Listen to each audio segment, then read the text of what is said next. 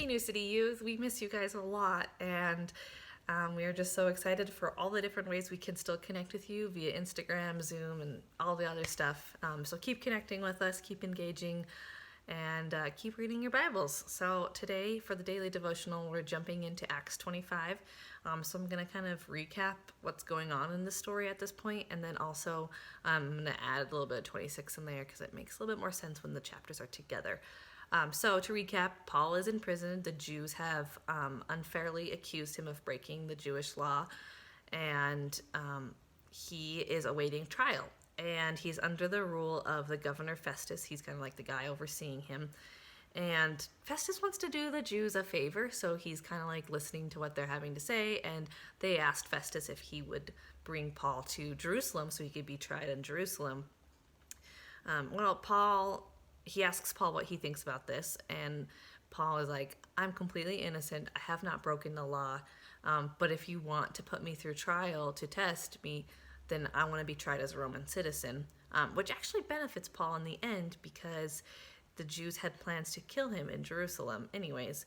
And Festus obliges because it makes more sense with the Roman customs to try him as a Roman citizen because that's where he's technically from. But the Jews are still pretty upset with him. So anyways, he's in prison. We don't know how long for, probably a while at this point.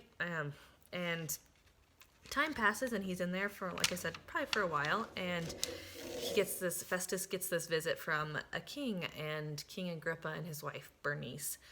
And Festus is talking to him, and he's kind of like, yeah, I've got this guy in prison, Paul, he was there with the previous governor, Felix. And I'm not really sure why he's in there, to be honest. Like, he seems innocent, and it seems unreasonable to, like, bring him before Caesar.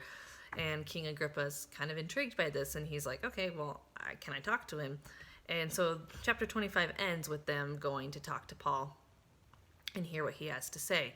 So chapter 26 is all about Paul presenting his truth. So they ask him, like, well, what's going on here? And Paul basically is able to present like why he's not guilty and why the Jews are wrong, but also he's able to share, which I think this is the best part, is he gets the opportunity to not only just defend himself, but also he gets the opportunity to share Jesus and share like his radical conversion and like who God is, and even like that God's real, to these like powerful officials. And part of this, the application of these two chapters, I think, is that like life is just not fair. Like, obviously, like this whole thing is just not fair at some point.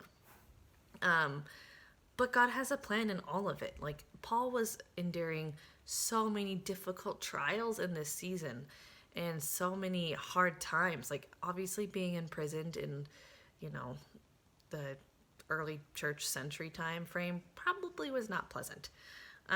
Probably was really gross, and people were probably sick a lot, and it probably was just nasty, to be honest.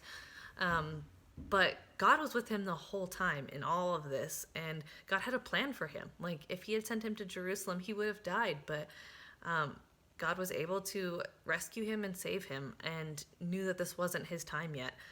And I think the second point is that a lot of times when life isn't fair, and when things happen to us, like whether we're accused wrongly of something or somebody else gets the recognition for something that we did, or just like little things like that it's not fair personally.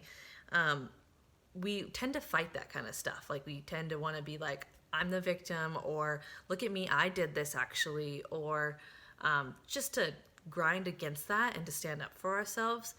Which I think there's a place for that. But in this situation, Paul gently stands up for himself and just simply states the truth and doesn't necessarily fight it. He just says, look, I'm innocent, but he cooperates with everything that they want him to do. And in the end, God takes care of him, and God fights those battles for him and positions him in the right places. I think a lot of times we fight our own battles, and it ends up making it so much worse.